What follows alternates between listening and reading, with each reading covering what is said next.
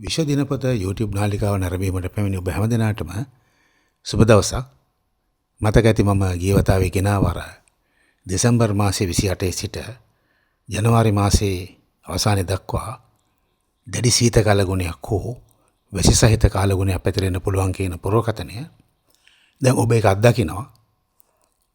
සාමාන්‍යයෙන් ඔය දෙසැම්බර් ජනවාරි මාසයේ සීතලයි කියලා කිව්වට මේවර දැනුනේ අසාමාන්‍ය සීත ස්වභාවයක්. ඒක තාම ඉවර නැහැ. ඉතින් ඒක කිව්වේ තාරකා කාලගුණ විද්‍යාවේ පුරවකථන සිද්ධාන්ත අනුවයි. දැන් ඔබ අද අත්දකිනවා මේ දැඩි සීත කාලගුණයක් බව පත් වෙනවා.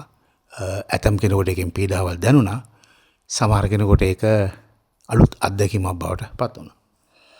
ඉතින් ඒක තමයි මේ විශේෂ සිද්ධාන්ත දැනගෙන සිටීමේ වැදගත්කම. පුරවකථන කියන ඒවා හැම විටම 100% සාර්ථක නොවුනත් අනාගතයේ කාලගුණය ගැන ස්වභාවික පැටර්න්ස් හඳුනගන්න මේ විෂය වැදගත් වෙනවා. ඉතින් ඒ ගැන ඒ වීඩියෝ විශාල නරඹුම් වාර ගන්නක් තිබ්බා, ලක්ෂයකට ආසන්නයි. ඒ වීඩියෝ නරඹපු හැම දෙනාටමත් ඒ තොරතුරු සමාජගත කරපු හැම දෙනාටමත් බොහොම ස්තුතියි. ඉතින් දෙයක් වුණාට පස්සේ නොයෙකුත් කතන්දර කියන අපිට පේනවා. අපිට පේනවා සමාජ මාධ්‍ය ඔස්සේ නොයෙකුත් දේවල් කියනවා. පෘථිවිය සූර්යයාගෙන් ඈතට ගියාම වෙනවලු. අරක මේක කින්ද වන්ද දැන් තමයි මේ ඔක්කොම විවිධ කතන්දර කියන්නේ.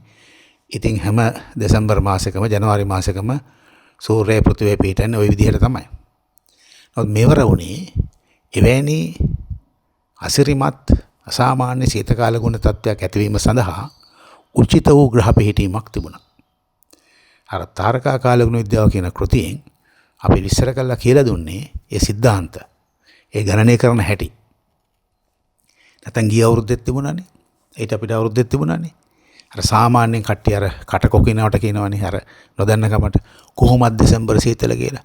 මම ඔබට පෙන්නවා මේ පහුගිය අවුරුදු 5ක විතර වගේ එහෙම සීතක් තිබුණේ නැහැ.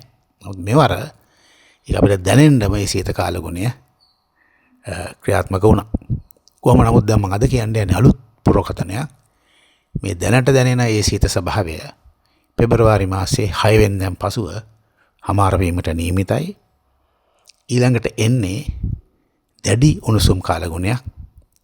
ඒ උණුසුම් කාලගුණයේ මැද්දේ විටින් විට වැසි තත්ත්වයන් අපේක්ෂා කරන්න පුළුවන්.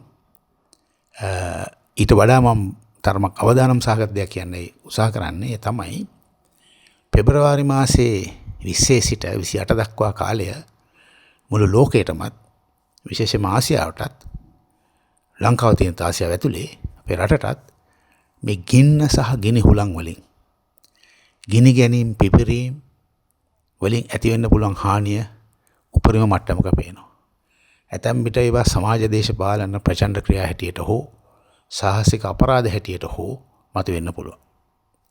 දැඩිම අවදානම් කාලය පෙන්වන්නේ පෙබරවාරි 20 සිට 28 අතර කාලයයි. කෙටි පුරවකථනයක්. ඉතින් මේ කාලය ගැනත් දැනුවත් කළේ මේ පුරවකථනය කරන්නේ තාරකා කාලගුණ විද්‍යාවේම සිද්ධාන්ත අනුවයි. අපි ගියවර වගේම සමීපව නිරීක්ෂණ කරලා බලමු. ඒ සිද්ධාන්ත අනුවම පාරිසරික වශයෙන් ඇති වෙන උණුසුම, ගින්න සහ සුළඟ නිසා ඇති වෙන්න පුළුවන් ව්‍යසනකාරී තත්ත්වයන් වළක්ව ගන්නේ කොහොමද? වගේම සමාජ දේශපාලන වශයෙන් ප්‍රචණ්ඩ ක්‍රියා වශයෙන් ඇතිවෙන හැකි අවදානම් සහගත තත්ත්වයන්ගෙන් අපි හැමෝම කල්තබා පරිස්සම් වීම වැදගත් වෙනවා. ඉතින් මේ පුරවකථනය කිරීමේ අරමුණ එකයි. බලමු අපි පෙබරවාරි 20 සිට 28 අතර කාලය පෞද්ගලිකවත් රටක් හැටියටත් ලෝකයක් හැටියටත් සියලු දෙනාටම යහපත වෙන්න කියලාම ප්‍රාර්ථනා කරමු. ඔබ හැම දෙනාටම එහෙමනම් සුබ වේවා, ජය වේවා.